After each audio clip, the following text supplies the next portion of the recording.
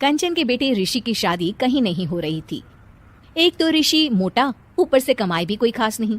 लेकिन कंचन को तो शौक था मॉडर्न बहू लाने का, और उसे एक दिन ऐसी लड़की मिल भी जाती है। हमें तो आपका ऋषि बहुत पसंद है, लेकिन मैं आपको साफ साफ बता देती हूँ, मेरी बेटी के शौक थोड़े से अलग है बहन जी। अरे बहन, हमें सब पसंद है। आपकी प्रियंका जैसी लड़की की तलाश मुझे कब से थी।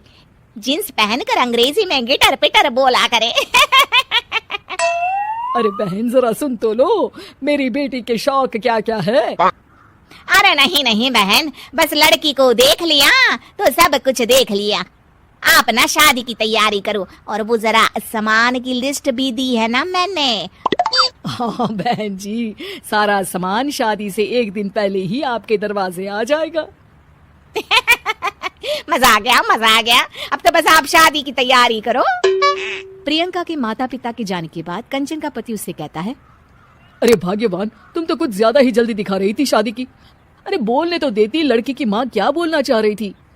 अरे आप चुप रहिए जी, कुछ पता भी है आपको, बस मुफ्त में बोले जा रहे हैं। मेरी दोस्त शशि की बहू देखी, लंबी पतली और पढ़ी लिखी, हजारों में कमाई और संस्कारी भी। अरे पर जब वो मेरी बहू देखेगी तो जल भुन जाएगी। लेकिन तुम तो शादी ऋषि के लिए कर रही हो ना, या शशि के लिए? तुम्हारा लड़का कुछ कमाता भी नहीं है, और शरीर भी भगवान की दुआ से फूलता ही जा रहा है। फिर बोले आप हैं? फिर बोले आप? मैंने कहा ना, प्रियंका जैसी जींस पहनकर अंग्रेजी झाड़ने वाली बहू किस्मत वालों को ही मिलती है। चुप रहिए आप। पति के लाख कहने पर भी कंचन ऋषि की शादी प्रियंका से करवा देती है। लेकिन प्रियंका जैसे ही घर में आती है, वैसे ही जोर जोर से चिल्लाकर नाचने लगती है। आज मेरी यार की शादी है, आज मेरी यार की शादी है। अरे नाचो मां नाचो।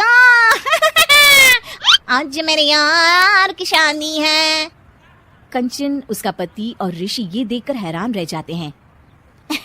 लग रहा है बहू को शादी की बड़ी खुशी है। हाँ हाँ, बहू क्यों नहीं, हम भी नाचेंगे। अरे नाचो नाचो जी, मुंह क्या देख रहे हो, चलो चलो नाचो, बहू कह रही है। कंचन ये कहकर प्रियंका के साथ नाचने लगती है।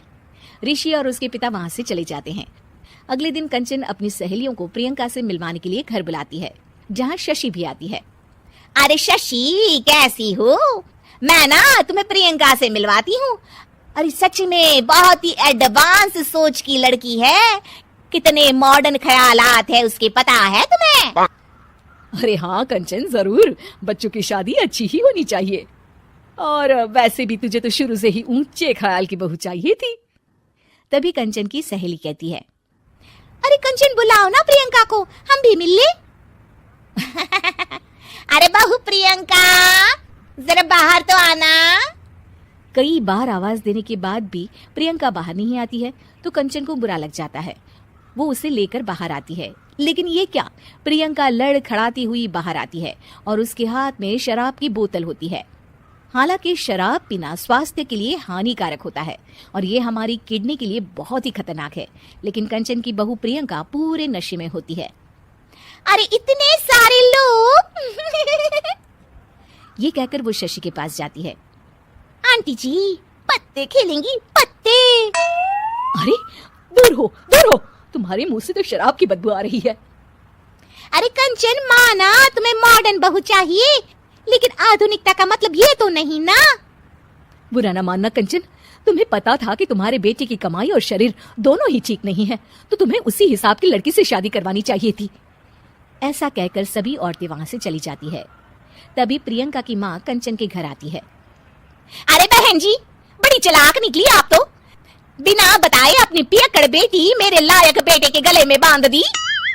आय हाय, बड़ी आई बिना बताए। उस दिन जब मैं ये बात बता रही थी तो तुम तो सुनने को भी तैयार नहीं थी, अब भुगतो तुम। ये कहकर वो वहां से वापस चली जाती है। सबके जाने के बाद कंचन अपना सर पकड़ लेती है। हाय रे, आधुनिकता की अंधी दौड़ में मैं अपनी संस्कृति ही भूल बैठी थी। अब तो राम ही बचाए मुझे।